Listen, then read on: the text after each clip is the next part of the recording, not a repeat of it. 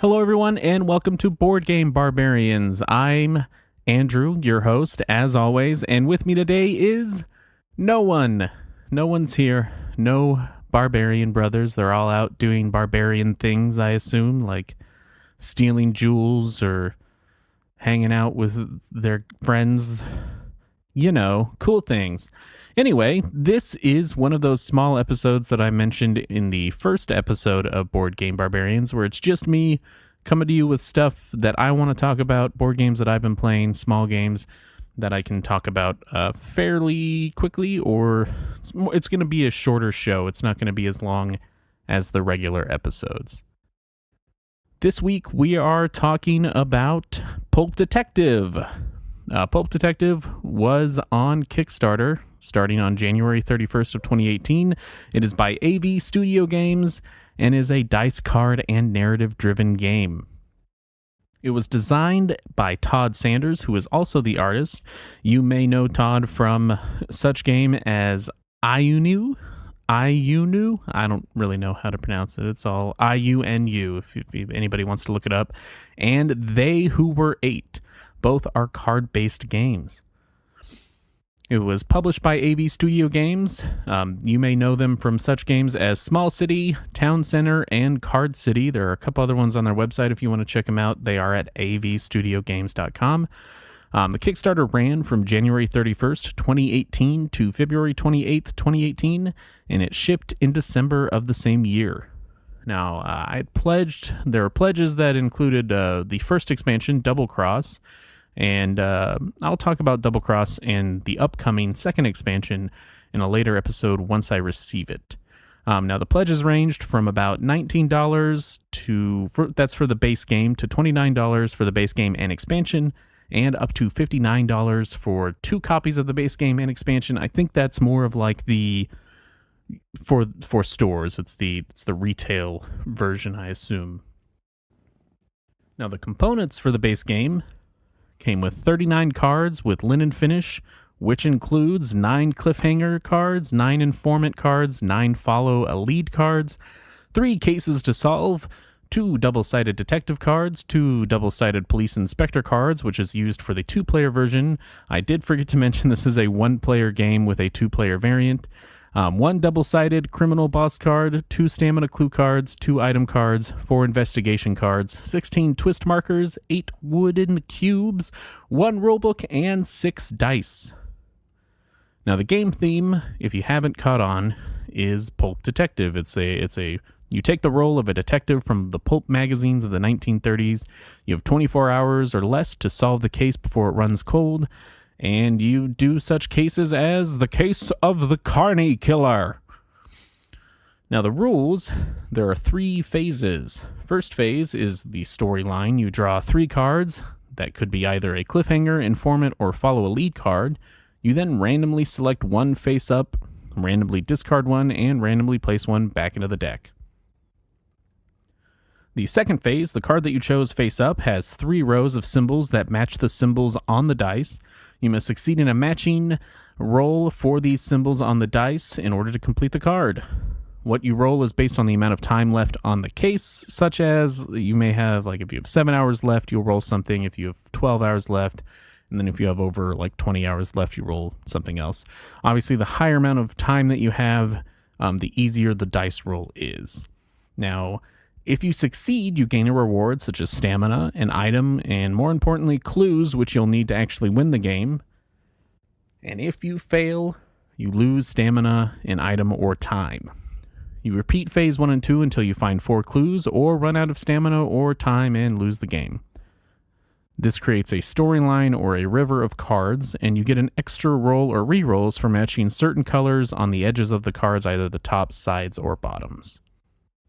Now, the third phase, you find 4 clues. You fight a villain using the same property of the matching dice rolls to what is on their card. If you succeed, you win. If you fail, the villains get away, and the game is over. Now, there is a 2-player variant. Like I said, this is a 1-player game. The 2-player variant, one of you takes the part of a private detective, and the other is a police inspector, and you both get your own different storylines or rivers, and the first one to fight the boss wins. Now, I first saw this game during my early days of looking at Kickstarter board games, which was 2018. I know it's pretty late in the game for Kickstarter, but I was a late bloomer. This was the first thing that I ever kickstarted, and I really enjoyed the art and the theming. That is what actually got me into the game. Once it arrived, it didn't take too long to learn, as the booklet is only about 6 pages long, and I honestly had mixed feelings the first time I played it, and I'll explain why right now.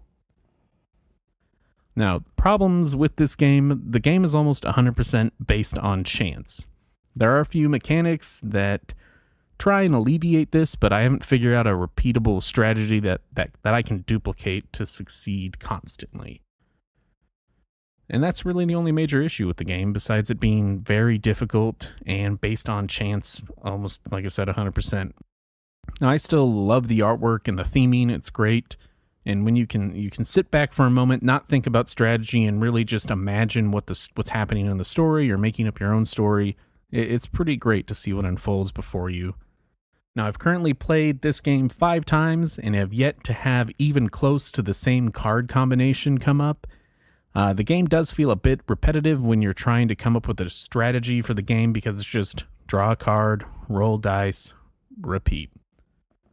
And if I'm being perfectly honest here, I've never won a game without fudging a roll or two while I'm playing. It is a very, very difficult game. So for the future of Pulp Detective, there was a second Kickstarter in February of this year, 2019, for the expansion Henchmen, Gun Malls, and Traps. I did back that as well, because I thought, why not? I already have the first game and the expansion. And then there is the talk of a third expansion that will not be on Kickstarter and will actually just be on AV Studios Games' website. Now, where can you buy this game? If any of this sounded interesting at all, well, you can get it at AV Studio Games' website for about 20 euros, whatever that is in American money if you are American, or if you are in Europe, it is 20 euros. I was lazy and didn't want to look up the exchange rate on that. But shipping does not start until October 2019. You can find it on Amazon right now for about $40 if you have to have it right now, and it varies in prices on eBay. Is this game worth it? I would say it's a pretty niche game. If you like 1930s pulp art and detective stories like I do, or you're into games of chance and not a lot of strategy, or if you like single-player games with 2-player variants, then you may like it. And that's a lot of ifs. So if none of these appeal to you, I'd say skip it. Now, I could also just be playing the game wrong. I mean, I'm playing it correctly per the rules.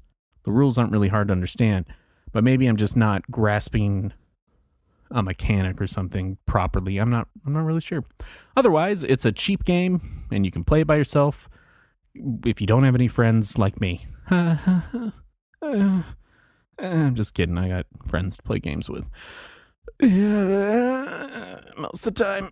Anyway, so I did want to mention new things on the horizon as far as what we've done so far. We're on iTunes now, so if you're listening to us on iTunes, then you already know that.